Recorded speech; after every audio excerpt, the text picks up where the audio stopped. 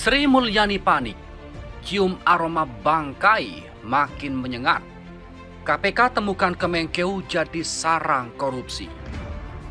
Aroma bangkai makin menyengat. KPK temukan 134 pegawai pajak punya saham di 280 perusahaan.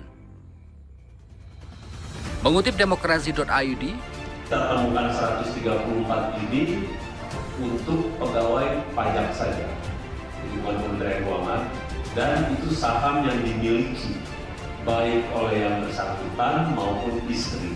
Sebagian besar sih nama istri, gitu. Tapi kan kalau di LHKPN kan yang bersangkutan istri dianggap nama.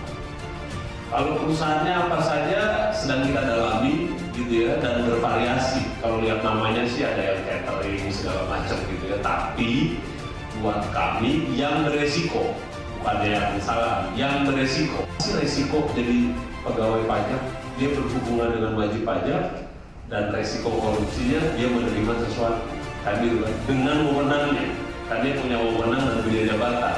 Nah, kenapa kita bilang beresiko konsultan pajak? Karena dengan wewenangnya, gitu ya, dia bisa menerima sesuatu dengan wewenangnya dan jabatannya. Dari hasil analisa database LHKPN dan belajar dari yang kasus-kasus yang sekarang kita lihat itu, bahwa kalau wajib lapor punya saham di perusahaan, ternyata hanya dicatatkan sebesar nilai sahamnya saja.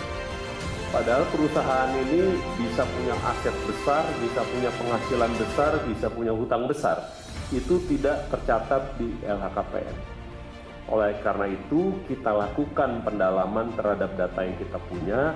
Tercatat bahwa 134 pegawai pajak itu ternyata punya saham di 280 perusahaan.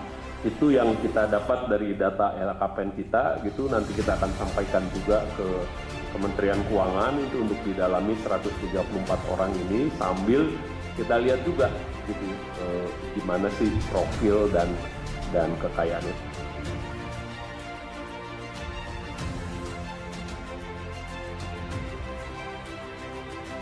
Komisi Pemberantasan Korupsi atau KPK menemukan 134 pegawai pajak Kementerian Keuangan atau Kemenkeu memiliki saham di 280 perusahaan.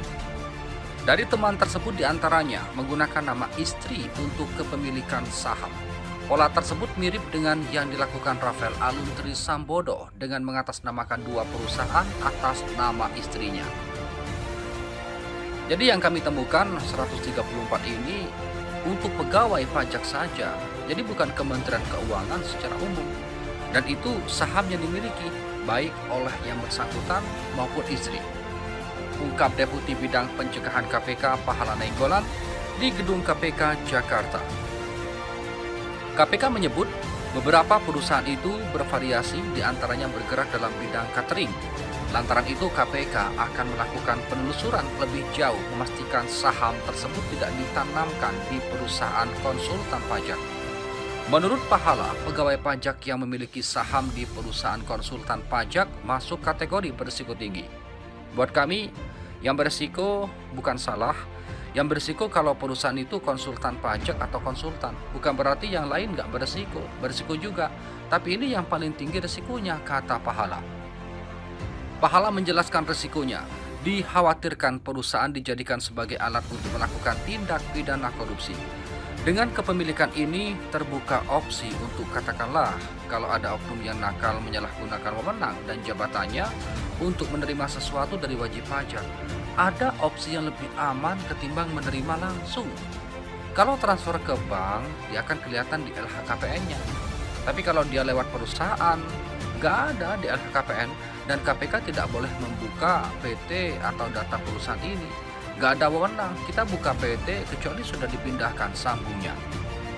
Pada perkara dugaan kejanggalan harta kekayaan Rafael Alun, KPK menemukan ada 6 perusahaan yang dimilikinya. Namun yang terdaftar di laporan harta kekayaan penyelenggara negara atau LHKPN miliknya hanya nilai saham atau dituliskan surat berharga senilai 1,5 miliar rupiah. Dari 6 perusahaan ditemukan KPK, 2 diantaranya di atas namakan istrinya Ernie Meike. Dua perusahaan itu merupakan usaha perumahan di Minahasa Utara dengan luas 6,5 hektar. Mohon kepada pihak terkait, pihak berwajib dan pihak yang bersangkutan untuk mengklarifikasi kebenaran berita ini. Kami hanya melansir dan memberitakan, Andalah yang memutuskan.